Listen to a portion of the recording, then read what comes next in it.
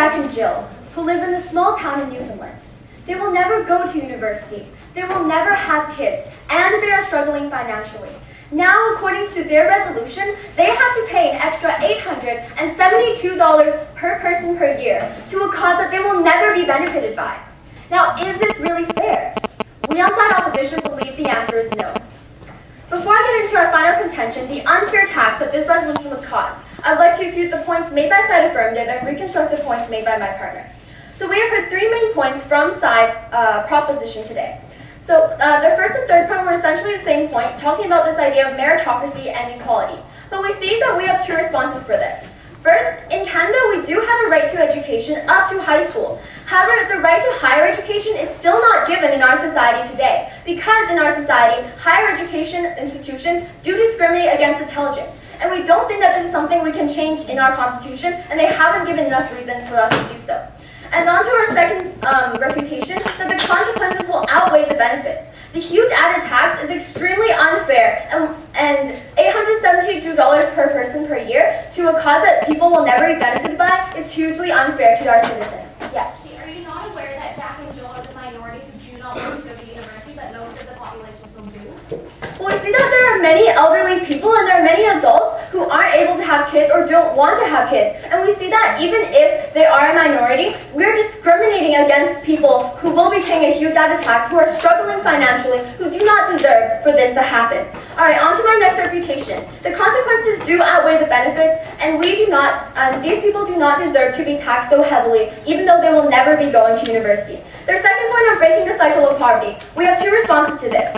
First, that people under the poverty line can go into higher education. They can obtain student loans, they can obtain scholarships. And we see that they're responsible for their lives and they're responsible for their responsibilities. And we think that this is a good learning experience for them to be able to deal with the real world, and this is why we oppose this resolution. And the second response we have to this is there are people who will not go into higher education and they do not deserve to be taxed.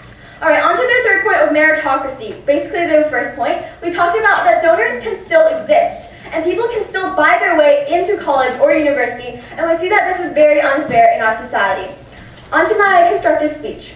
So my partner already talked about why this resolution is unfeasible due to the crippling amount of taxes that this resolution would provide, and we believe that the amount of money that this will cost will lead to recession. Yes?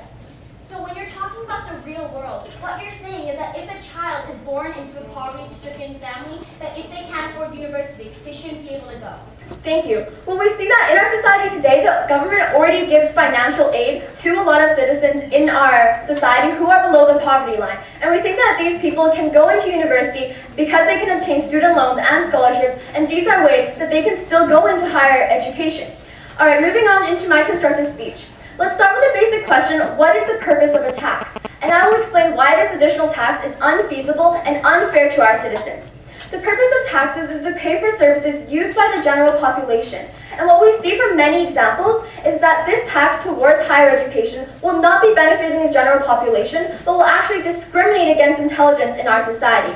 Let me give some examples of where taxes go currently. So first, building bridges and roads for everyone to use.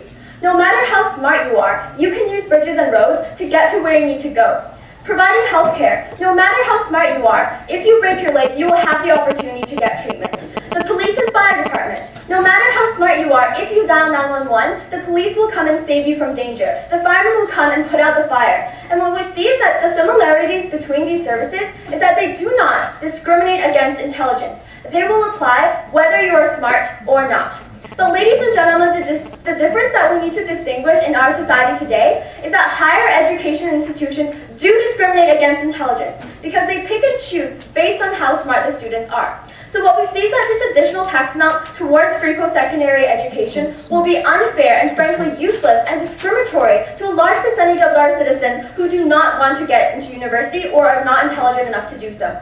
Like I visualized in my intro, if an elderly couple with no intention of seeing and much less attending a university are struggling financially, it is unfair for them to have to pay this additional tax despite that they will never be benefited by it. So what have I told you today?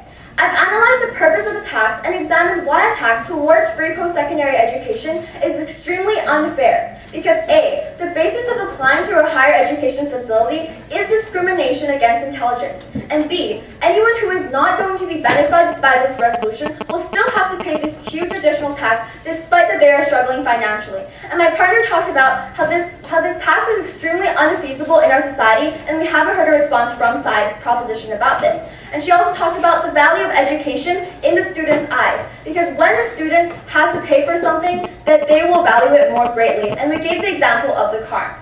So because of these reasons and the points my partner explained, we believe this resolution must and will fall.